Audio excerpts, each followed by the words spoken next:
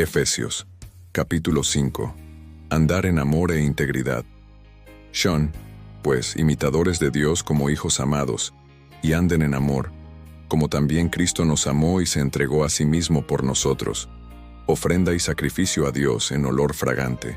Pero fornicación y toda impureza o avaricia ni aun se nombre entre ustedes, como conviene a santos, ni palabras deshonestas, ni necedades, ni truhanerías, que no convienen, sino más bien acciones de gracias.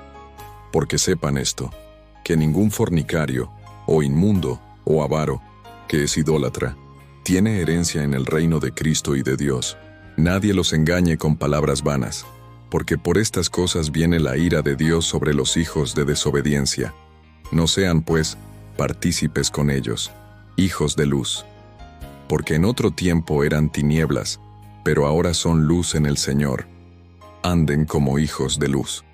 Porque el fruto del Espíritu es en toda bondad, justicia y verdad, comprobando lo que es agradable al Señor, y no participen en las obras infructuosas de las tinieblas, sino más bien repréndanlas, porque vergonzoso es aún hablar de lo que ellos hacen en secreto.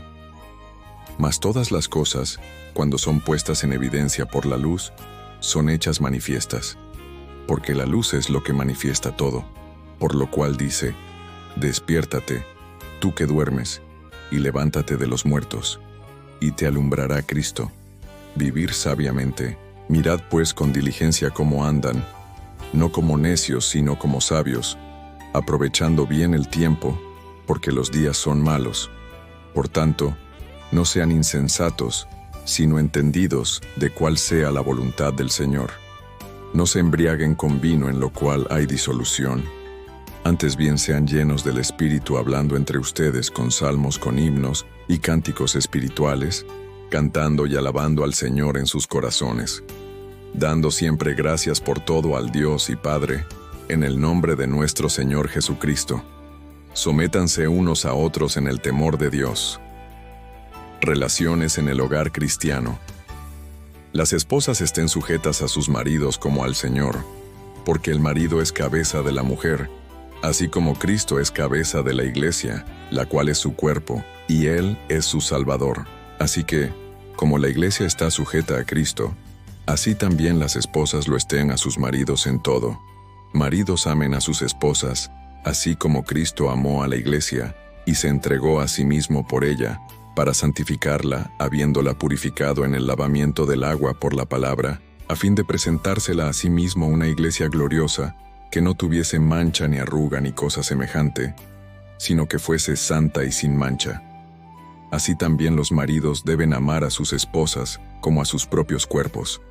El que ama a su esposa, a sí mismo se ama, porque nadie aborreció jamás su propia carne, sino que la sustenta y la cuida, como también Cristo a la iglesia, porque somos miembros de su cuerpo. Por esto dejará el hombre a su padre y a su madre, y se unirá a su mujer, y los dos serán una sola carne. Grande es este misterio, mas yo digo esto respecto de Cristo y de la iglesia. Por lo demás, cada uno de ustedes ame también a su esposa como a sí mismo, y la esposa respete a su marido.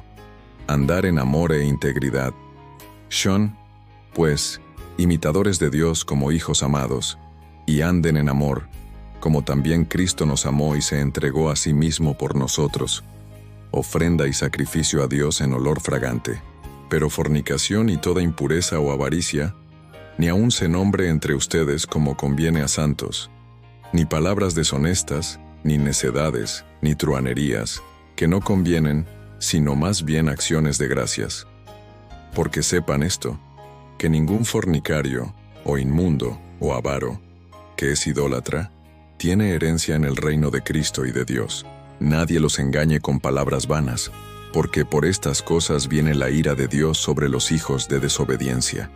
No sean pues partícipes con ellos, hijos de luz, porque en otro tiempo eran tinieblas, pero ahora son luz en el Señor. Anden como hijos de luz, porque el fruto del Espíritu es en toda bondad, justicia y verdad, comprobando lo que es agradable al Señor. Y no participen en las obras infructuosas de las tinieblas, sino más bien repréndanlas. porque vergonzoso es aún hablar de lo que ellos hacen en secreto. Mas todas las cosas, cuando son puestas en evidencia por la luz, son hechas manifiestas, porque la luz es lo que manifiesta todo. Por lo cual dice, despiértate, tú que duermes, y levántate de los muertos, y te alumbrará Cristo.